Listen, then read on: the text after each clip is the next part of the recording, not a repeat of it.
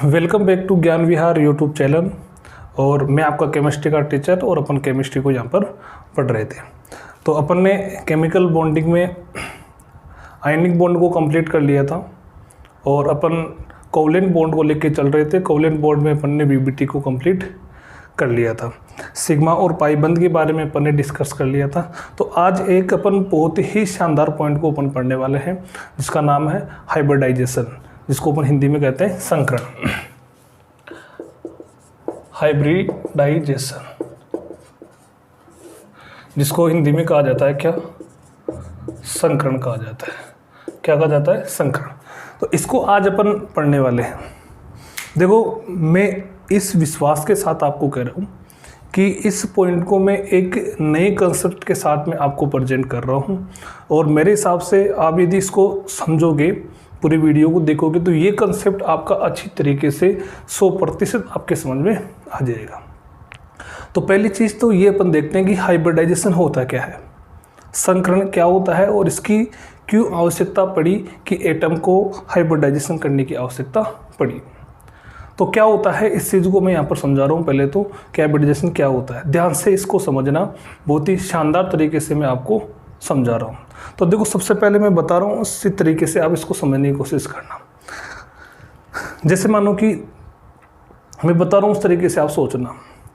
जैसे मानो कि आपके 4 बहनें हैं और आपसे वो बड़ी है, यानी आपकी कितनी बहनें हैं? 4 बहनें हैं। तो मैं आपको यहाँ बता रहा हूँ, जैसे ये तो हो गए आप, और आपकी 4 बहनें हैं। कितनी बहनें आपके? 4। ये चारों बहनें आपसे बड़ी है। एक ए है, एक बी है, एक सी है और एक क्या है? डी है। ये सारी की सारी क्या है? आपकी बहन है। आपकी 4 सगी बहनें हैं, आपसे बड़ी है। और आपने क्या किया, आपके घर वालों ने क्या किया? इनकी शादी कर दी। इनकी क्या कर दी? शादी। और इनकी शादी कर दी तो इनके जो पति देव थे वो आपके क्या लगे? यानी आपके क्या लगेंगे? वो आपके क्या लगेंगे? आपके लगेंगे जीजा जी। इसका पति, इसका पति और इसका पति और इसका पति, इन चारों की शादियां कर दी और इन चारों के जो हस्बैंड है या इनके जो पति है वो आपके क्या लग रहे हैं? जीजा जी लग रहे हैं। तो आप कहोगे कि आपके कितने जीजा जी हो गए? आपके 4 जीजा जी हो गए। कितने? 4 हो गए। यहाँ तक की बात क्लियर। अब मानो कि खुदा ने खास्ता ये चारों जो आपके जीजा जी है वो एक दिन अचानक आपके घर पर आ जाते हैं। चारों के चारों आपके अचानक कहाँ जाते हैं? आपके घर पर आ जाते हैं। ये आपका घर है और ये चारों आपके घर पर आ गए, आपको बिना सूचना दिए, और घर पर आ गए। तो अब क्या होता है कि 4 जीजाजी हो गए आपके, 4 जीजाजी हो गए और ये चारों के चारों अचानक आपके घर पर आ जाते हैं। अब क्या होता है, अब वो घर पर आ गए और आपके घर पर उस समय की व्यवस्था को अपन देखें तो आपके घर पर आपने देखा कि जीजा जी आ गए तो अपन इनको चाय वाय पिलाते हैं। आपने चाय वाय पिला दी। उसके बाद में आप क्या करवाना चाहते हो? जीजा जी को नाश्ता करवाना चाहते हो। और आपने जब रसोई में जाके देखा तो आपको क्या मिला? रसोई में आपने देखा कि आपकी रसोई में 4 प्रकार के 4 लड्डू हैं। 4 प्रकार के 4 लड्डू हैं। जैसे मानो कि एक लड्डू मान लेता हूँ, ये रसोई बनाई मैंने, इस रसोई में आपको देखा कि 4 लड्डू आपको मिल रहे हैं। एक लड्डू जो है वो आपका बूंदी का लड्डू है, बूंदी का लड्डू है। एक आपके पास जो लड्डू है वो चावल का लड्डू है और एक आपके पास जो लड्डू है वो बेसन का लड्डू है और एक आपके पास जो लड्डू है उसको अपन मान लेते हैं कि गोंद का लड्डू है। ठीक है, खाए होंगे आपने। बूंदी का लड्डू होता है जो दाने दाने होते हैं उसमें, उसको कहते हैं बूंदी का लड्डू। चावल का लड्डू आपने खाया होगा, बेसन का लड्डू और गोंद का लड्डू। आपने रसोई में जाके देखा तो आपको 4 लड्डू मिले। एक बेसन का था, एक बूंदी का था, एक चावल का था और एक किसका था?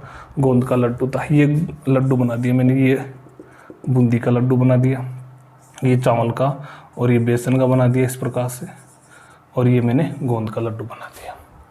अब आपके पास में ये सिचुएशन सामने आ गई कि मेरे पास 4 लड्डू है और मेरे 4 जीजाजी हैं।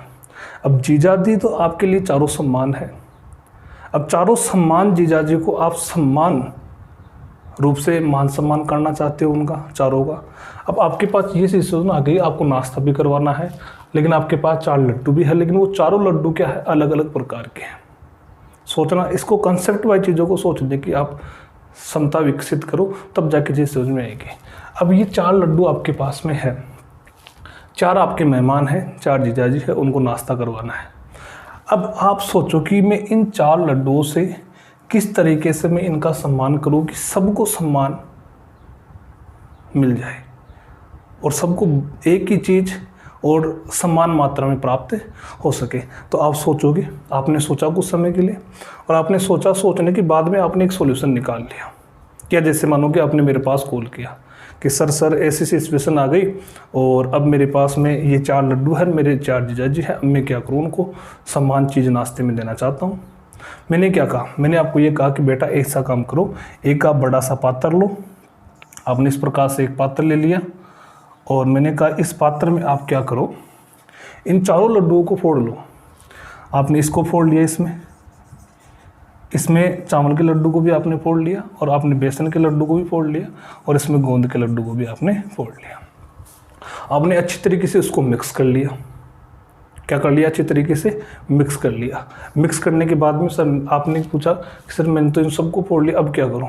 तो मैंने कहा बेटा अब आप इसको जब मिक्स का आपने कर लिया, जो मिक्सचर आपको मिल गया, उस मिक्सचर से आप समान आकार के 4 लड्डू बना लो। समान आकार के क्या बना लो, 4 लड्डू बना लिए। अब आपने यहाँ से लड्डू बनाना चालू किया, एक लड्डू ये बन गया, एक लड्डू ये बन गया, एक लड्डू ये बन गया, एक लड्डू ये बन गया, यानी ये आपने 4 लड्डू बना दिए, 1 2 3 और ये 4। ये 4 लड्डू आपने बनाए। अब आप मुझे ये बताओ कि ये जो 4 लड्डू बनेंगे, वो चारों लड्डू समान रंग के होंगे कि नहीं होंगे? आप कहोगे सर बिल्कुल होंगे। ये समान आकृति के होंगे कि नहीं होंगे? आप कहोगे सर बिल्कुल समान आकृति के भी होंगे। अब आप मुझे बताओगे इन चारों लड्डुओं को आप 4 प्लेट में रखकर अपने जीजाजियों के पास में ले जाओगे, तो चारों जीजाजियों को बताओ समान लड्डू मिलेंगे कि नहीं मिलेंगे? आप कहोगे सर बिल्कुल मिलेंगे। तो इसी प्रक्रिया को यानी इन 4 मेहमानों को समान प्रकार का व्यवहार करने के लिए, समान प्रकार का नाश्ता देने के लिए आपने इन 4 भिन्न प्रकार के लड्डुओं से आपने 4 समान प्रकार के क्या बना लिए, लड्डू बना लिए, ताकि अपन चारों इन जीजाजियों का सम्मान क्या कर सके, सही तरीके से कर सके। तो यहाँ पर आपने यहाँ से लेके यहाँ तक की जो प्रक्रिया आपने की है, इन लड्डुओं को मिक्स किया, मिक्स करने के बाद में आपने फिर से क्या कर लिए, 4 समान प्रकार के लड्डू बना लिए। तो ये जो पूरी प्रक्रिया है, ये जो आपने काम किया है, वही कहलाता है बेटा हाइब्रिडाइजेशन, जिसको अपन कहते हैं क्या, संकरण कहते हैं। क्या कहते हैं, संकरण कहते हैं। तो मेरे हिसाब से आपके दिमाग में ये चीज़ तो अच्छी तरीके से सेट हो गई होगी कि संकरण क्या होता है। यानी जब ऐसी सिचुएशन, अब इसको मैंने आपको इस संकरण को अपने दैनिक जीवन में, जो डेली लाइफ होती है उसके कंसेप्ट से जोड़ने की कोशिश मैंने यहाँ पर की है, ताकि ये चीज़ आपके दिमाग में अच्छी तरीके से सेट हो सके।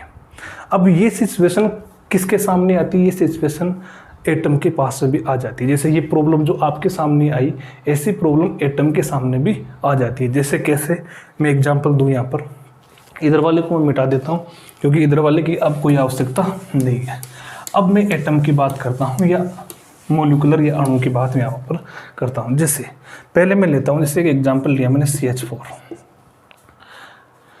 अब बताओ इसके लिए जो मेहमान है वो कौन है, और जिसके पास आएगा मेहमान, वो यानी कहने का मतलब एक तो होता है मेहमान और एक होता है मेजबान।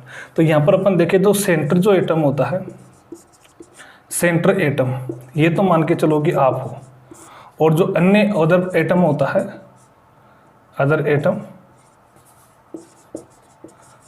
जो एटम होता है वो होता है मेहमान। तो ये हाइड्रोजन यहाँ पर मेहमान है और सेंटर एटम कार्बन ही है। तो 4 मेहमान है। कितने मेहमान? वही सिचुएशन, 4 मेहमान है, किसके सामने है?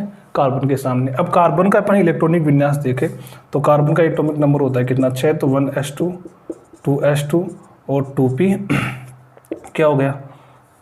2 हो गया यहाँ पर। यानी इसमें बाइतम कोष की अपन बात करें तो यहाँ पर एक तो 2s और यहाँ पर कौन हो गया? 2p हो गया। p में 3 कक्षक होते हैं तो इसमें 2 इलेक्ट्रॉन बढ़ने, तो 1 2 और इसमें कितने इलेक्ट्रॉन आ गए, 2 इलेक्ट्रॉन आ गए। अब जैसे ये यदि इस हाइड्रोजन के साथ जुड़ेगा, बॉन्ड बनाएगा, तो मैंने आपको कहा था कि ये अपने जो युग्मित इलेक्ट्रॉन होते हैं उनको क्या करता है, ये उत्तेजित ऊष्मा लेकर आगे वाले कक्षक में ट्रांसफर कर देता है। तो ये इलेक्ट्रॉन यहाँ से चल के यहाँ आ जाएगा। अब ये 4 हाइड्रोजन जोड़ेगा, तो एक हाइड्रोजन यहाँ पर जुड़ेगा, एक हाइड्रोजन यहाँ जुड़ेगा, एक हाइड्रोजन यहाँ जुड़ेगा, एक हाइड्रोजन यहाँ जुड़ेगा। अब आप समझो ध्यान से, अब वो यहाँ वाली चीज़ आपके सामने यहाँ आ रही है। क्या आ रही है, एक हाइड्रोजन जुड़ रहा है किसके साथ, S के साथ में, और 3 हाइड्रोजन किसके साथ जुड़ रहे हैं, P के साथ में जुड़ रहे हैं। तो मुझे बताओ कि हाइड्रोजन हाइड्रोजन तो समान है, हाइड्रोजन हाइड्रोजन तो समान है, चारों हाइड्रोजन समान है, लेकिन चारों हाइड्रोजनों के साथ में अपन देखें तो यहाँ पर क्या हो रहा है, समान व्यवहार नहीं हो रहा है। 3 हाइड्रोजन जुड़ रहे हैं किसके साथ, P के साथ। कार्बन 3 को तो जोड़ रहा है किसके साथ, P के साथ, और एक बेचारे को जोड़ रहा है किसके साथ, S के साथ। यानी यहाँ पर एक S कक्षक के साथ जुड़ रहा है और 3 P के साथ। तो ऐसा नहीं होना चाहिए। यदि ऐसा होगा तो वही चीज़, यदि आपके 4 जीजाजी है और आप एक को तो खिलाओगे बेसन का लड्डू, एक को गोंद का, तो क्या होगा, उनकी गलत भावना बन जाएगी कि हम तो चारों समान है इनके लिए, तो ये अलग अलग चीज़ें कैसे प्रेजेंट कर रहे हैं। तो सबको समान रखना है, तो सबको समान रखने के लिए ये कार्बन भी क्या करेगा, ये कार्बन भी अपने इस कक्षक को, अपने इन 3 कक्षकों को, इन चारों कक्षकों को आपस में क्या करेगा, मिक्सचर करेगा। क्या करेगा, मिक्सचर करेगा, और मिक्सचर करके फिर से क्या करेगा, नए कक्षकों का फॉर्मेशन कर लेगा। और नए कक्षकों का फॉर्मेशन जो करेगा वो 4 बनाएगा, चारों के चारों कैसे होंगे, समान होंगे। तो यहाँ पर भी हमें अपन देखें तो एटम को भी क्या करनी पड़ती है, संकरण की आवश्यकता पड़ती है। इस प्रकार से जुड़ने वाले जो एटम होते हैं, जो मेहमान एटम होते हैं, उन सब के साथ वो समान तरीके का व्यवहार कर सके, इसलिए वो क्या करता है, अपने ही संयोजी कोष के कक्षकों को आपस में मिलाता है, और आपस में मिलाकर फिर से जितने मिलाता है उतने ही नए कक्षक बनाता है। और वो जो नए कक्षक बनते हैं वो आकृति में, ऊर्जा में, हर तरीके से क्या होते हैं, एकदम समान होते हैं। तो इस प्रक्रिया को अपन क्या कहते हैं, हाइब्रिडाइजेशन कहते हैं, और इस प्रकार से इनको आवश्यकता पड़ती है। क्लियर ये बात, मेरे हिसाब से ये बात क्लियर हो जानी चाहिए। अब अपन संकरण की डेफिनेशन पर पहुंचते हैं। इस तरीके से मैंने आपको समझाने का प्रयास यहाँ पर किया है। अब देखो क्या होता है संकरण, ये अपन ने समझ लिया। इसकी डेफिनेशन को अपन देखें तो डेफिनेशन देखो, मैं यहाँ पर बता रहा हूँ, आपको समझना ध्यान से। डेफिनेशन सिंपल है इसकी डेफिनेशन सिंपल है। समान ऊर्जा वाले, मैंने यहाँ पर डेफिनेशन, तो समान ऊर्जा में भिन्न भिन्न आकृति वाले, आकृति भिन्न भिन्न हो सकती है, यानी S कक्षक और P कक्षक दोनों आपस में मिल सकते हैं, आपस में मिक्सचर बना सकते हैं, ये यानी अतिव्यापन कर सकते हैं। समान ऊर्जा में भिन्न भिन्न आकृति वाले कक्षकों को आपस में मिलाकर, जितने भी कक्षक हैं उनको आपस में मिलाकर, आपने ये तो किया था, लड्डुओं को आपस में मिलाया था, आपस में मिलाकर उतने ही जितने आपने मिलाए, यदि 2 कक्षक मिलाओगे तो 2 ही नहीं बनाओगे, यदि 4 मिलाओगे तो 4 ही क्या करोगे, नहीं बनाओगे। जितने मिला रहे हो, जितने कक्षक को आपस में आप मिला रहे हो, उतने ही आपको क्या करने हैं, नहीं बनाने हैं। मिलाकर उतने ही समान आकृति, अब जो नए बनेंगे वो कैसे होंगे, आकृति में समान होंगे, उनकी भी ऊर्जा समान होगी। मैं इस चीज़ को नहीं लिख रहा हूँ कि आकृति यदि समान होगी तो उनकी ऊर्जा भी क्या होगी, समान होगी। तो आपस में मिलाकर उतने ही समान आकृति के कक्षक बनाने की प्रक्रिया क्या कहलाती है, हाइब्रिडाइजेशन या संकरण कहलाती है। यहाँ तक की बातें क्लियर। अब देखो समान ऊर्जा का मतलब क्या होता है। जैसे मानो कि मैं यहाँ पर लिखूँ कि मैंने यहाँ पर लिखा 2s और यहाँ पर लिख दिया मैंने 2p, ये एक ही सेल के क्या होते हैं, कक्षक होते हैं, और एक ही सेल के जो कक्षक होते हैं उनकी ऊर्जा लगभग क्या होती है, समान होती है। यहाँ पर मैं लगभग लिख सकता हूँ, एक पूर्णतः समान नहीं होगी, लगभग यहाँ पर मैं लिख सकता हूँ लगभग, ठीक है। तो जैसे S और ये 2s और ये 2p, इन दोनों की ऊर्जा लगभग क्या होगी, समान होगी। इसका मतलब ये हुआ कि ये दोनों आपस में क्या कर सकते हैं, संकरण कर सकते हैं। यहाँ तक की बात क्लियर। अब अपन बात करते हैं टाइप ऑफ हाइब्रिडाइजेशन, संकरण के प्रकार। तो देखो संकरण के प्रकार की बात करूं मैं यहाँ पर, type of hybridization, type of hybridization, इसके प्रकार देखो सिंपल है। मैं लिखूं यहाँ पर, पहला लिखूंगा मैं एसपी संकरण। एसपी संकरण, एसपी संकरण का मतलब ये हुआ कि इसका जो नाम है वो कक्षक इसमें क्या होंगे, आपस में मिलेंगे। यानी कहने का मतलब ये हुआ कि इसमें एक तो एस कक्षक मिलेगा और एक इसमें कौन सा कक्षक मिलेगा, पी कक्षक मिलेगा। और ये दो कक्षक जब मिल रहे हैं तो आप कहोगे कि नए कितने बनेंगे, आप कहोगे कि सर दो कक्षक नए बनेंगे। कितने कक्षक बनेंगे, नए दो कक्षक नए बन जाएंगे। तो दो कक्षक मैं यहाँ पर लिख देता हूँ, दो कक्षक, दो कक्षक, या इसको अपन ऑर्बिट भी कहते हैं, दो ऑर्बिट्स। ठीक है, अब ये दो कक्षक जो नहीं बनेंगे वो आकृति में समान होंगे, ऊर्जा में भी क्या होंगे, समान होंगे। अब आपको मैंने एस कक्षक की, पी कक्षक की, इनकी आकृतियां मैंने आपको अच्छी तरीके से समझाई थी। अब आकृतियां समझाई थी तो आप कह सकते हो कि एस कक्षक की आकृति कैसी होती है, गोलाकार होती है। और पी कक्षक की आकृति में आपसे पूछूं तो आप कहोगे कि सर डंबलाकार होती है, इस प्रकार से होती है।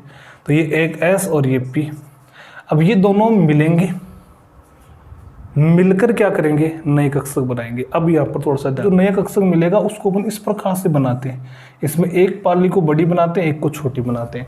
यानी इस प्रकार के कक्षक को अपन कहते हैं संकरित कक्षक, या इंग्लिश में इसको कहेंगे अपन orbit, sorry hybrid, hybrid orbit इसको कहते हैं, ये ध्यान रखना है। तो इस प्रकार का कक्षक यदि आपको कहीं मिल जाए तो आपको समझ जाना कि ये कौन सा कक्षक है, संकरित कक्षक है। इसका निर्माण किससे हुआ है, संकरण से हुआ है। अब दो कक्षक नहीं बनाने, तो दो कक्षक ऐसे बनाओगे, और ये व्यवस्थित कैसे होंगे, ये व्यवस्थित इस प्रकार से होंगे कि इनके बीच में रिपल्सन क्या हो, कम से कम हो। तो मैं इनको इस प्रकार से बना दूँ, यहाँ पर आपको शायद यहाँ पर नीचे बना देता हूँ मैं, शायद आपको दिखेगा नहीं आगे, यहीं बना देता हूँ मैं, यही बना देता हूँ मैं। तो देखो दो कक्षक इस प्रकार से बन जाएंगे। एक कक्षक को मैंने ऐसे बना दिया, ये बना दिया, और दूसरा कक्षक इस प्रकार से बना दिया मैंने ऐसे। ठीक है, ये इस कक्षक को भी आप क्या कहोगे, एसपी कक्षक कहोगे, इसको भी क्या कहोगे, एसपी कक्षक। जो संकरण का नाम होता है वही नए कक्षक का नाम होता है। यानी ये कक्षक कौन सा है, ये एसपी संकरित कक्षक है। कौन सा है, एसपी संकरित कक्षक। तो कितने बन गए, दो नए बन गए। इन दोनों के बीच में जो एंगल होता है वो कितने डिग्री का होता है, 180 डिग्री का होता है। कितने डिग्री का, 180 डिग्री का, क्योंकि अब इधर से भी रिपल्सन और इधर से भी रिपल्सन दोनों की क्या पड़ेगा, सेम पड़ेगा, इसलिए यहाँ पर इनके बीच में रिपल्सन सबसे कम हो जाता है। एक तो ये हुआ। ये संकरण किस में पाया जाता है, कौन से अणु में पाया जाता है, तो मैं यहाँ पर एग्जाम्पल बता रहा हूँ, उनको मैं यहाँ पर डिटेल से नहीं बता रहा, क्योंकि फिर आगे अपन समझेंगे किस प्रकार से संकरण होता है, तो उसको अपन आगे डिस्कस कर लेंगे। यहाँ पर उदाहरण में आपको एग्जाम्पल जरूर कर देता हूँ, लिख देता हूँ कि ये संकरण किस में पाया जाता है। ये संकरण पाया जाता है एक तो BeCl2 में, एक BaCl2 में, और एक जैसे मानो कि आपको मिलेगा ये CO2 में, CO2 में मिलेगा। इस प्रकार के अणुओं में ये संकरण पाया जाता है। फिर मैं इधर से लिख रहा हूँ दूसरा, बहुत सिंपल सी चीज़ है, आपको ये ध्यान रखना है, जो जो कक्षक मिलेंगे आपस में वही संकरण का नाम हो जाएगा, और जो नए कक्षक बनेंगे वही उन कक्षकों का नाम हो जाएगा। जैसे दूसरा मैं लिखूं sp2 संकरण, sp2 संकरण। sp2 संकरण का मतलब क्या हुआ, इसमें एक तो s मिलेगा और दो इसमें क्या मिलेंगे, p कक्षक मिलेंगे। तो दो p कक्षक का मतलब, जैसे एक तो ये बना दिया मैंने p, और ये बना दिया। जैसे इसको px मान लेता हूँ, इसको py मान लेता हूँ, और ये s हो गया। तीन कक्षक मिल रहे हैं, तो तीन कक्षक मिल रहे हैं, तो आपसे मैं पूछूं कि बताओ नए कितने बनेंगे, तो मेरे हिसाब से आप बता दोगे कि सर नए भी कितने बनेंगे, तीन ही बनेंगे। तो इनको मैं मिला के तीन कक्षक नए बनाऊंगा, और वही चीज़ मैं उनकी आकृतियाँ उनको एक दूसरे के सापेक्ष इस प्रकार से मैं व्यवस्थित करूंगा ताकि उनके बीच में रिपल्सन क्या हो सके, कम से कम हो सके। तो आपके पास कौन सा तरीका है, तो आपके पास ये तरीका है। एक को तो आप ऐसे बना दो, एक को आप ऐसे बना दो, और एक को आप इस प्रकार से बना दो। अब ये तीन कक्षक हो गए, इसका नाम भी क्या होगा, sp2, इसका नाम भी क्या होगा sp2 और इसका नाम भी क्या हो जाएगा sp2 हो जाएगा। अब आप इनके बीच में जो एंगल देखोगे तो वो कितना हो जाएगा 120 डिग्री का एंगल हो जाएगा, क्योंकि इस एंगल पर इनके बीच में जो रिपल्सन होगा वो क्या होगा सबसे कम होगा। तो इस प्रकार से ये संकर्ण हो गया। ये संकर्ण किस किस में पाया जाता है तो एग्जाम्पल अपन देखें। तो एग्जाम्पल में इसके बताऊं आपको, तो ये संकर्ण मिलेगा आपको एक तो किस में, ये मिलेगा SO2 में मिल जाएगा आपको और BCl3 में आपको मिल जाएगा। ठीक है, अब अपन अगले पर चले तो अगला हो जाएगा ये sp2 हो गया, तो तीसरा हो जाएगा आपके पास sp3 हो जाएगा। अब 3 में आपको होगे, इनको मैं बार बार नहीं बना रहा, अब आप समझ जाओगे खुद ही कि चलो एक बार इसको और बना देता हूँ मैं। इसमें आपको पता है कौन कौन से मिलेंगे, तो इसमें एक तो S मिलेगा, एक तो S मिलेगा, S गोलाकार होता है, और 3 P मिलेंगे। तो ये बना दिया एक तो P, जैसे इसको अपन मान लेते हैं PX, पहले PX बना दिया मैंने, ये PX, फिर बना दिया PY और फिर बना दिया मैंने PZ बना दिया, क्योंकि P के 3 होते हैं, तीनों कंप्लीट हो गए अब की बात। तो एक S और 3 P, ये 4 मिलेंगे, तो 4 मिलेंगे तो 4 से 4 कक्षक बनेंगे, 4 ही बनेंगे नहीं, आपको पता है इस चीज़। तो 4 नहीं बनेंगे तो 4 को किस प्रकार से व्यवस्थित करूँगा, तो 4 को मैं इस प्रकार से व्यवस्थित करूँगा। देखो ये बना दिया मैंने एक, तो एक मैंने इस प्रकार से ये बना दिया, और एक इसी के पास में इस प्रकार से बना दिया, एक ये बना दिया। ठीक है, इनकी आकृतियों के नाम लिख लेना। इसको कहा जाता है त्रिकोणीय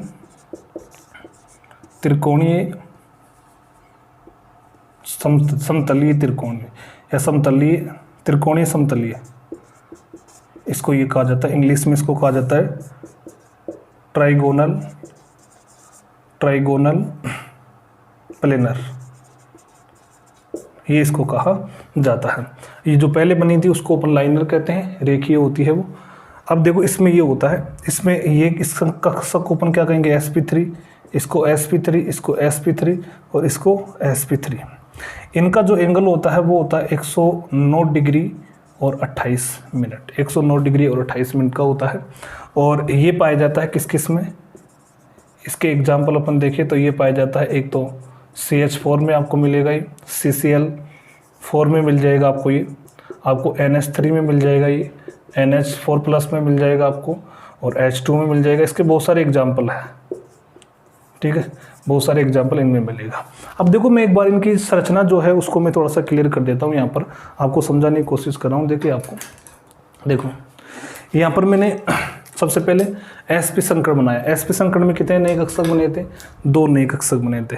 अब देखो ये 2 समान है, जैसे मान लो कि पहले ही आप ये देख लो कि ये 2 कक्षक थे, ये S मान लो और ये P थे, ये दोनों आपस में मिले, आपस में दोनों मिलकर 2 नए कक्षक बना लिए।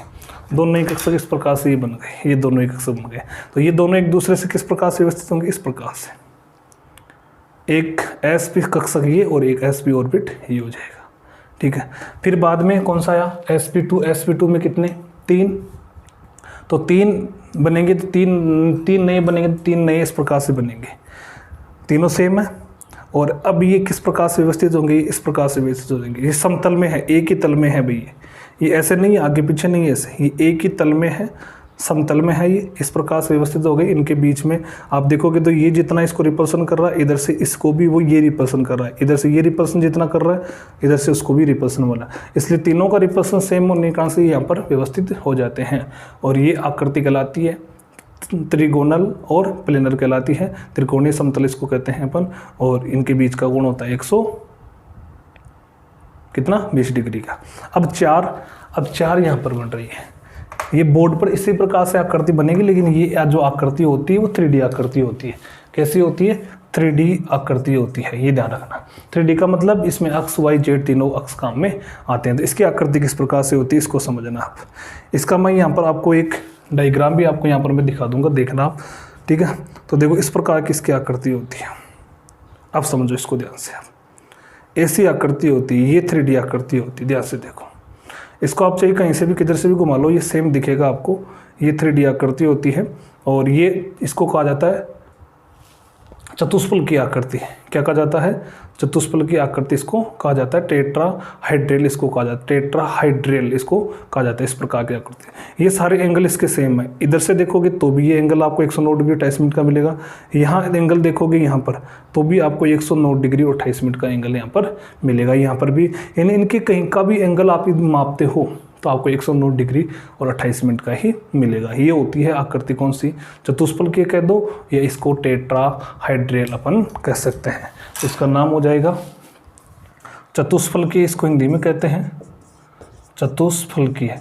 चतुष्फल की को क्यों कहते हैं इसको, क्योंकि इसमें 4 फलक बन जाते हैं, एक फलक ये बन जाता है, एक फलक ये बन जाता है और इस प्रकार से आप इसको मिलाओगे ना तो आपको 4 फलक बने हुए दिखेंगे इस प्रकार से, इसलिए इसको चतुष्फल की आकृति अपन कहते हैं।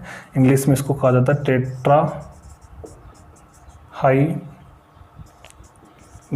टेट्राहाइड्रल इसको कहा जाता है। ये इसमें इन अणुओं में पाया जाता है। क्लियर यहाँ तक की बातें, चले आगे। अब चलते हैं अपन अगले संकरण पर। तो चौथा आ जाएगा आपके पास, एक एक कक्षक आपको बढ़ाना है। एस अकेला था, कंप्लीट हो गया। पी थे, 3 प्रकार के थे, तीनों प्रकार के यहाँ पर अपन ने ले लिए थे। तो sp3 भी हो गया। ये 4 कक्षक बने थे, इस प्रकार से इनकी व्यवस्था हो गई। अब अपन आगे लेते हैं तो आगे हो जाएगा sp3। अब आपको कौन सा लेना पड़ेगा, डी लेना पड़ेगा, क्योंकि आपको संकरण जब भी लेके बनाना है तो आपको ध्यान रखना एस से चालू होगी। एक एस लिया, पी आप जितने ले सकते हो 3 ले सकते हो, 3 अपन ले लिए। उसके बाद में आपको किसको लेना पड़ेगा, डी को लेना पड़ेगा। तो अब आपके पास बन गया संकरण कौन सा, sp3d संकरण। इसमें 4 तो ये बनी गई आपके, 4 तो आपके ये बनी गई। एक आपको डी लेना पड़ेगा। डी की आकृति कैसे होती है, डमलाकार होती है इस प्रकार से। तो ये पी जेड हो गया और ये हो गया डी एक्स वाई हो गया।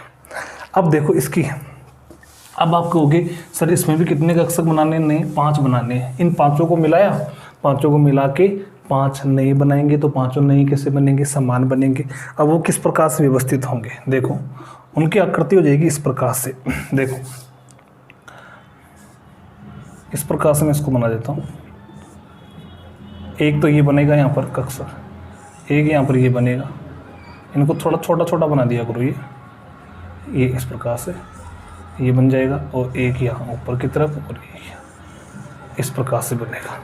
तो ये भी कौन सा sp3d, ये भी sp3d ऑर्बिट, ये भी sp3d ऑर्बिट, ये भी sp3d ऑर्बिट और ये भी sp3d ऑर्बिट हो जाएगा। अब आप इनके बीच का एंगल देखो, एंगल आप देखोगे तो यहाँ पर जो एंगल आपको दिख रहा है वो एंगल तो आपको मिलेगा 120 डिग्री का, और यहाँ जो आपको एंगल मिल रहा है वो मिलेगा आपको कितने का, 90 डिग्री का। ठीक है, इस प्रकार से इसमें 2 एंगल काम करते हैं। कितने, 120 डिग्री और 120 डिग्री और 90 डिग्री। एग्जाम्पल ये किस किस में पाया जाता है, तो एग्जाम्पल की मैं बात करूँ तो ये मिलेगा आपको किस में, PCl3 में मिल जाएगा। किस में मिलेगा, PCl3, PCl5 में, सॉरी PCl5 में आपको मिल जाएगा। और अपन देखेंगे तो और अपन समझ जाएंगे इनको। ये PCl5 में आपको मिलेगा, फिर आप जैसे जैसे संकरण निकालेंगे वैसे वैसे देख लेंगे। ठीक है, अब इसकी आकृति में आपको समझाना चाहूँ तो देखो इसमें ये 5 कक्षक होते हैं। कितने होते हैं, 5 कक्षक नहीं बनेंगे, तो 5 को मैं इस प्रकार से समझा रहा हूँ। 3D आकृति है ना, 120 डिग्री का इस प्रकार से। ये जो एंगल होगा इनके बीच का वो होगा 120 डिग्री का, और यहाँ वाला जो एंगल होगा इससे नीचे वाले से देख लो, ऊपर वाले से देख लो, ये आपको मिलेगा कितने का, 90 डिग्री का। इसमें आप देखो ये तीनों एक प्लेन में है, ये तीनों एक प्लेन में है। तो ये तो हो गया त्रिकोणीय, और ये ऊपर वाला, इसमें आप यदि इसको ऐसे ढकोगे, इसको यहाँ से ढकोगे, यहाँ ढकोगे, यहाँ ढकोगे, तो आपको एक ऊपर पिरामिड बना हुआ दिखाई देगा। इसी प्रकार नीचे बनाओ, एक यहाँ बना दो, एक यहाँ ढक दूँ, यहाँ ढक दूँ। इसको चारों ओर से यदि मैं पैक करूँगा, कोई प्लास्टिक लगा के या कोई कागज़ लगा के इसको पैक करूँगा, तो आपको एक पिरामिड तो ऊपर बनता हुआ दिखाई देगा और एक पिरामिड आपको नीचे की ओर बनता हुआ दिखाई देगा। इसलिए इसमें कितने पिरामिड बन रहे हैं, 2 पिरामिड बन रहे हैं। कितना, 2 पिरामिड। तो इसका जो नाम होगा, इस आकृति का जो नाम होगा वो हो जाएगा त्रिकोणीय द्विपिरामिड। इसका जो नाम होगा वो क्या हो जाएगा, त्रिकोणीय द्विपिरामिड, द्विपिरामिडीय। इंग्लिश में इसको क्या कहेंगे, इंग्लिश में इसको कहेंगे ट्रिगोनल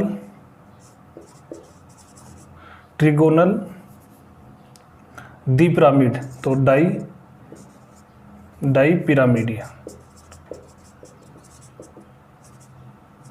पिरामिडियम, दी पिरामिडियम। तो ये इसका क्या हो जाएगा, इंग्लिश में नाम हो जाएगा। ठीक है, यहाँ तक की बात क्लियर। उसके बाद में अगला अपन देखें तो डी अपन ने ले लिया, तो डी अपन और ले लेते हैं, एक डी और लेते हैं, तो D2 हो जाएगा। तो sp3 कौन सा, D2 संकरण हो जाएगा। इसमें आपको क्या करना पड़ेगा, इसमें P तो आपने ले लिया, ये P आपने ले लिया Z वाला, और आपको D और लेने पड़ेंगे 2, D आपको 2 लेने पड़ेंगे। इस प्रकार से D आपको कितने लेने पड़ेंगे, 2 लेने पड़ेंगे। इस प्रकार से ये DX Y हो जाएगा और DY Z हो जाएगा। अब इसमें आप देखोगे तो कितने बनाने हैं भाई, नहीं 1 2 3 4 5 6, यानी 1 S 3 P और 2 क्या हो जाएंगे D। तो नई कितने बनाओगे आप, नई बनाओगे 1 3 4 और 2 कितने हो गए 6 ऑर्बिट आपको क्या करने पड़ेंगे, नए बनाने पड़ेंगे। अब 6 को कैसे मैनेज करोगे, 6 को मैनेज करने का क्या तरीका है, तो 6 को आप इस तरीके से मैनेज करोगे, 6 को आप इस तरीके से मैनेज करोगे। देखो किस प्रकार से, इस तरीके से आप 6 को मैनेज करो। थोड़ा सा बड़ा बना देता हूं मैं ताकि आपको स्पष्ट दिख सके। इस प्रकार से एक यहाँ बना दो, एक यहाँ बना दो, एक यहाँ बना दो, और एक यहाँ बना दो, और एक ऊपर की ओर ऐसे, और एक इस प्रकार से नीचे की ओर। 6 हो गए। इन सबको यदि आप मिलाते हो ऐसे मिलाते हो, और ऊपर वाले से इनको मिलाओगे ना आप इस प्रकार से, तो आपको एक पिरामिड ऊपर की ओर बनता हुआ दिखाई देगा और एक पिरामिड नीचे की ओर, और ये बीच में क्या आ गया, एक समतल आ गया जिसको अपन कहते हैं वर्गाकार फलकीय। क्योंकि इसमें 8 फलक बनते हैं इसलिए क्या कहा जाता है, इसको अष्टफलकीय कहा जाता है। ये किस किस में पाया जाता है, तो देखो ये पाया जाता है किस किस में, एक तो आपको मिलेगा ये XeF4 में आपको मिल सकता है ये, एक आपको मिलेगा SF6 में आपको मिल जाएगा। अब इसकी आकृति को मैं यहाँ पर बनाऊँ तो देखो इसको इस प्रकार से होता है, ये 4 तो इस प्रकार से हो जाएंगे 4, ये चारों के चारों एक तल में होते हैं भाई, इस प्रकार से होते हैं। एक ऊपर की ओर हो जाएगा और एक ऐसे नीचे की ओर हो जाएगा, ऐसे हो जाएगा। ये 4 एक तल में ऐसे इस प्रकार दिख रहा होगा आपको कि ये चारों के चारों एक तल में है, समतल में है ये 4, और ये एक नीचे की और ये ऊपर की ओर। अब इसको आप यदि रखोगे तो देखो एक यहाँ पर फलक बनेगा, एक यहाँ बनेगा, एक यहाँ बनेगा, एक यहाँ, तो 4 फलक ऊपर बन गए, 4 फलक ऊपर, और 4 फलक के काम बनेंगे नीचे की ओर बनेंगे, तो 4 4 कितने फलक हो गए, 8 फलक हो गए। इसलिए इसको कहा जाता है ऑक्टाहाइड्रल, या फिर कहा जाता है इसको अष्टफलकीय, इसको कहा जाता है। अब एक संकरण आपका और लेता हूँ मैं अगला, इसमें अपन इसको D को और बढ़ा देते हैं, D3 ले लेते हैं, तो D3 लेंगे तो मैं डायरेक्ट इसको बना रहा हूँ। अब मैं इसको इतना डिटेल से नहीं बता रहा, अब मैं डायरेक्ट इसमें आपको बता रहा हूँ कि किस प्रकार से कितने कितने कक्षक होंगे। तो आप कहोगे कि एक तो इसमें ऐसा जाएगा, इसमें 3 P आ जाएंगे और 3 इसमें क्या आ जाएंगे D। तो आप कहोगे नए कितने ऑर्बिटल बनेंगे, तो 1 3 4 4 3 कितने हो गए 7 ऑर्बिट आपको क्या करने हैं, नए बनाने हैं। 7 ऑर्बिट आपको नए बनाने हैं। 7 किस प्रकार से मैनेज करेंगे, तो 7 इस प्रकार से मैनेज कर लेंगे। देखो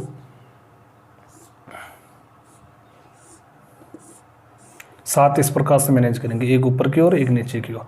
एक ऑर्बिट यहाँ पर आ जाएगा, एक यहाँ पर, एक यहाँ पर आ जाएगा, और एक यहाँ पर, और एक इस प्रकार से, और एक ऑर्बिट ऊपर और एक ऑर्बिट नीचे आ जाएगा।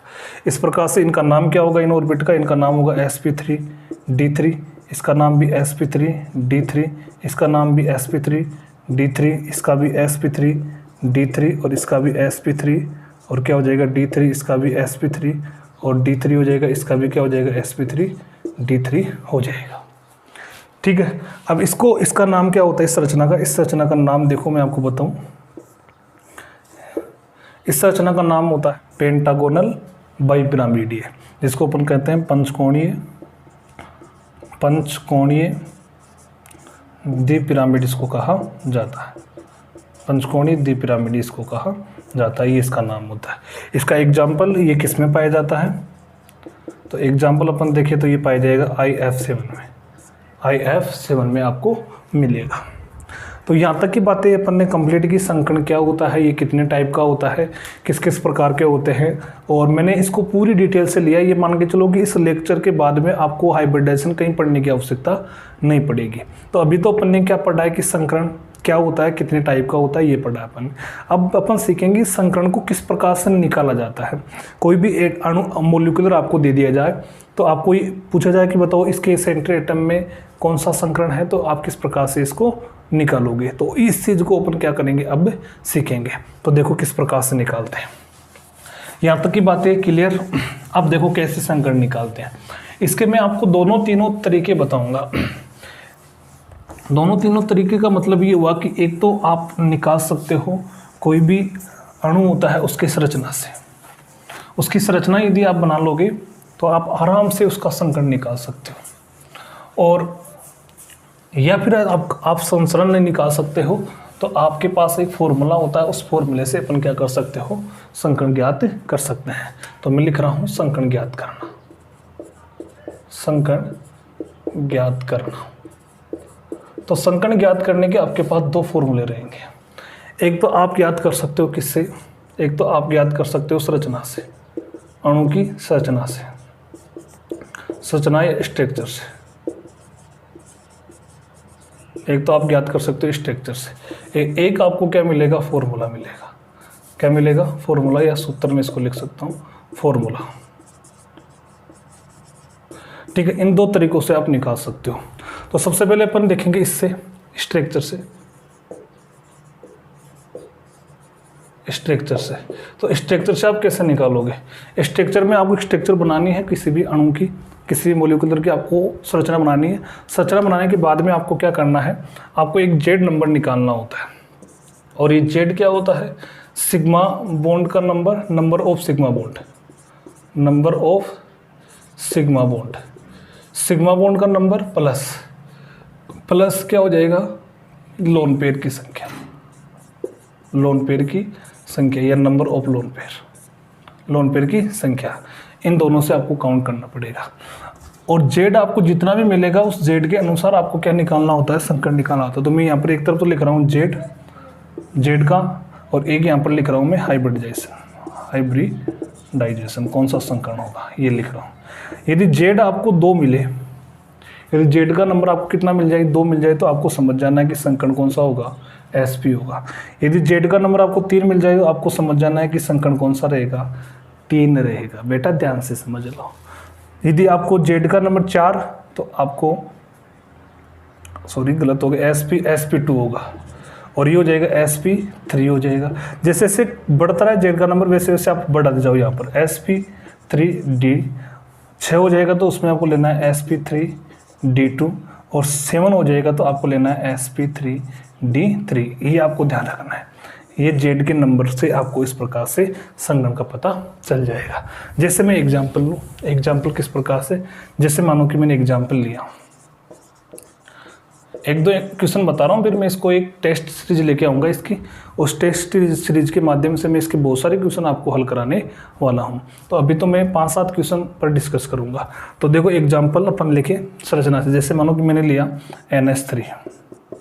अब NH3 की यदि संरचना आप बना सकते हो, लुईस संरचना की बात कर रहा हूँ मैं यहाँ पर, तो कैसे बनाओगे आपको पता है इसमें N और N 3 हाइड्रोजन से इस प्रकार से सिग्मा बॉन्ड के साथ में जुड़ा हुआ होता है। और ये आपको पता होना चाहिए कि जो नाइट्रोजन होता है उसके पास में एक क्या होता है, लोन पेयर होता है। लोन पेयर क्या होता है इसको डिटेल से समझेंगे। अभी आप थोड़ा सा, यदि आपको संरचना बनानी आती है तो आप संकर्ण निकाल सकते हो, संरचना बनानी नहीं आती तो अपन एक ऐसा फॉर्मूला लेंगे जिससे आप बिना संरचना के ही क्या निकाल सकते हो, संकर्ण निकाल सकते हो। किसी प्रकार का वो अणु हो उसमें आसानी से आप क्या निकाल सकते हो, संकर्ण निकाल सकते हो। तो NH3 की मैं बात करूँ तो NH3 में आपको यहाँ पर ये सिग्मा बंध, ये सिग्मा बंध और ये सिग्मा बंध मैंने अच्छी तरीके से समझाया था। जब आपको एक बॉन्ड दिखे वो सिग्मा, 2 दिखे 1 सिग्मा 1 पाई, 3 दिखे 1 सिग्मा 2 पाई। तो यहाँ पर एक एक दिख रहा है, एक एक दिख रहा है, मतलब ये सिग्मा है और ये आपका क्या है, लोन पेयर है।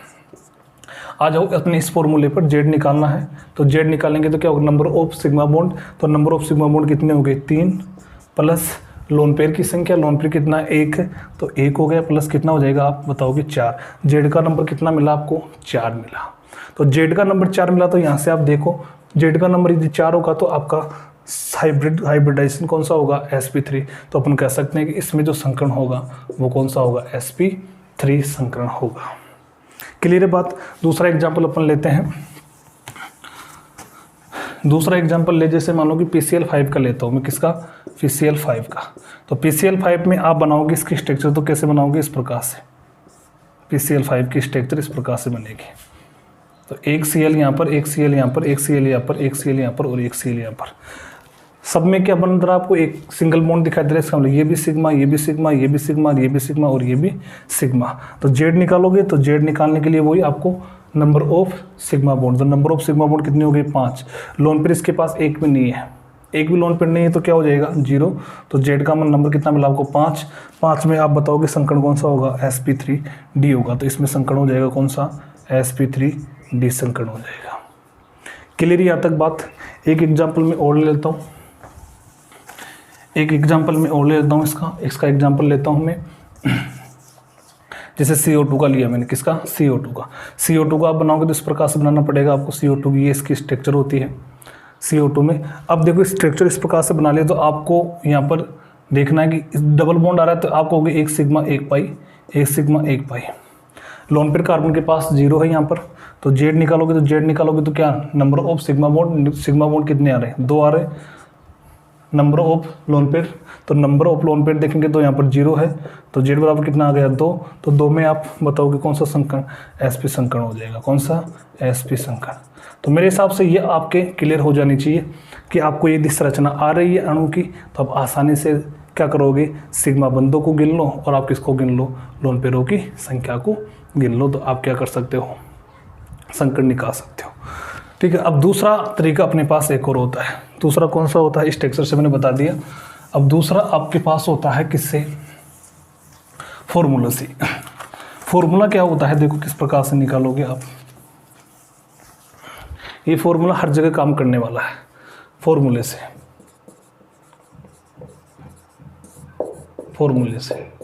फॉर्मूला क्या होगा, वही आपको जेड नंबर निकालना पड़ेगा। क्या निकालना पड़ेगा, यदि पॉजिटिव चार्ज हो, पॉजिटिव चार्ज, तो चिन्ह आपको लेना है कौन सा, नेगेटिव। और यदि नेगेटिव चार्ज हो तो आपको चार्ज चिन्ह लेना है कौन सा, पॉजिटिव। इस चीज़ को आपको ध्यान रखना है। ठीक है ना, ये आपका फॉर्मूला है। इस फॉर्मूले से अपन क्या निकाल सकते हैं, संकरण निकाल सकते हैं। और भी मैं इससे भी आसान तरीका एक आपको बताऊंगा जिसमें आपको फॉर्मूला याद होता है, ठीक है, नहीं रहता है तो भी अपन उससे आसानी से निकाल सकते हैं। तो देखो इसमें क्या करना पड़ेगा, valence of centre atom, valence electron of centre atom, number of other atom, जिसमें एकल संयोजी होने चाहिए, और चार्ज आपको लेना है। मैं इसको हिंदी में लिखना चाहूँ तो हिंदी में इस प्रकार से हो जाएगा, ये हिंदी में इस प्रकार से हो जाएगा 1/2 केंद्रीय परमाणु के संयोजी इलेक्ट्रॉन, केंद्रीय परमाणु के संयोजी इलेक्ट्रॉन प्लस एकल संयोजी परमाणु की संख्या, एकल संयोजी परमाणु की संख्या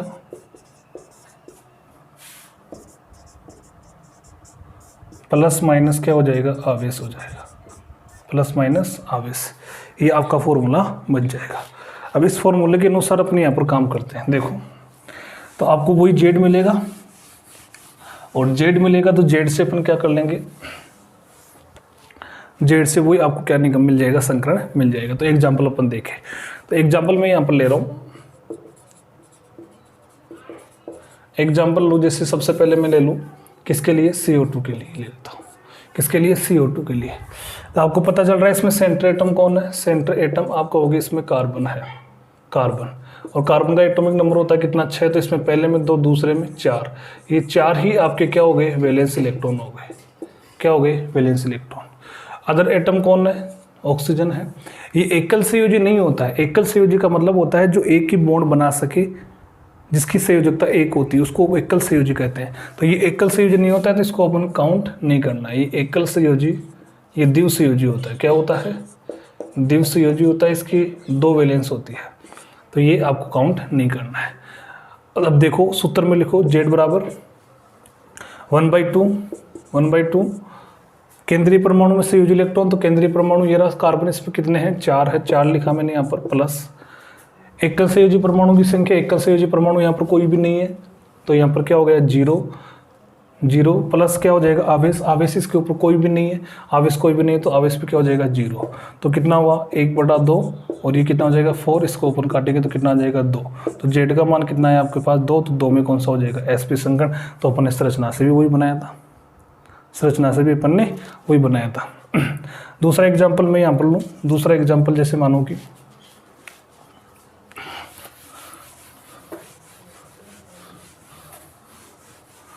दूसरा एग्जाम्पल अपन लेते हैं यहाँ पर, जैसे मानो कि लिया मैंने यहाँ पर अक्ष EF4 लिया, अक्ष EF4, इसमें देखिए अपन तो सेंटर एटम आपको दिख रहा है जीनोम, जीनोम का एटॉमिक नंबर आपको याद करने की कोई आवश्यकता नहीं, आप डायरेक्ट याद ध्यान रखो कि ये एक नोबल गैस होती है और नोबल गैस में जो इलेक्ट्रॉन होते हैं वो बाह्यतम कक्षा में कितने माने जाते हैं 8 माने जाते हैं, कितने 8, और फ्लोरीन का वैसे अपन देखें तो 8 होता है, 9 होता है, तो इसमें आपको ध्यान रखना है, इसमें पहले में 2 दूसरे में 7, तो 7 इसके क्या हो गए वैलेंस इलेक्ट्रॉन हो गए और इसके वैलेंस इलेक्ट्रॉन कितने हो गए 8 हो गए। वैसे अभी इसकी आवश्यकता नहीं पड़ने वाली, तो जेड अपन निकालेंगे तो जेड में क्या हो जाएगा 1/2 केंद्रीय परमाणु में, केंद्रीय परमाणु ये रहा, इसके कितने हो जाएंगे 8, नोबल गैसों में हमेशा 8 लेना है, जैसे क्रिप्टोन होता है, जीनोन होता है, बनाती है कौन सी जीनोन बनाती है और बाकी कोई नहीं बनाता, हीलियम नहीं बनाता, ध्यान रखना इसका, तो कितने हो गए 8 प्लस एकल संयोजी परमाणु, हाँ बिल्कुल है, इसमें एकल संयोजी परमाणु है फ्लोरीन की एक संयोजकता होती है कितने हैं 4 है, तो 4 और प्लस माइनस चार्ज इसके ऊपर कोई नहीं 0, तो 8 4 कितने हो गए 12 हो गए, तो जेड बराबर 1/2 और कितना हो जाएगा 12 में 2 का भाग देंगे तो कितना आ जाएगा 6, तो 6 में संकरण हो जाएगा कौन सा sp3, इसमें संकरण हो जाएगा sp3d2 संकरण हो जाएगा। इस प्रकार से अपन क्या कर सकते हैं संकरण निकाल सकते हैं, और एक फॉर्मूला में आपको और बताऊंगा, बहुत ट्रिक के रूप में चलेगी वो और बहुत ही शानदार तरीका रहेगा उसका। तो अपन ने यहाँ तक आज संकरण को कंप्लीट किया, संकरण का एक वीडियो आपका और बनाऊंगा मैं जो ज़्यादा लंबा नहीं चलने वाला, उसमें सिर्फ और सिर्फ एग्जाम्पल चलेंगे और एक शानदार ट्रिक मैं उसमें और बताने वाला हूँ, संकरण निकालने की बहुत ही शानदार ट्रिक मैं आपको उसमें बताने वाला हूँ, तो उस वीडियो को भी आप देखना। इस वीडियो को देखने के बाद में इसमें मैंने एकदम संकरण का पूरा बेसिक लिया है, ताकि आपको कहीं किताब में कहीं दूसरे लेक्चर में आपको किसी दूसरे चैनल पर आपको पढ़ने की आवश्यकता ना पड़े। तो संकरण को मैंने यहाँ पर एकदम क्लियर किया है, तो ये आपका क्या होता है संकरण होता है, इसके मैंने अच्छी तरीके से समझाने का प्रयास किया है। अगले लेक्चर एक लेक्चर इसका और बनाएंगे जिसमें अपन एग्जाम्पलों को हल करेंगे, ठीक है। तो मेरे हिसाब से बहुत मज़ा आया होगा पढ़ने में, और बाकी अपन आगे देखते हैं, ठीक है। धन्यवाद।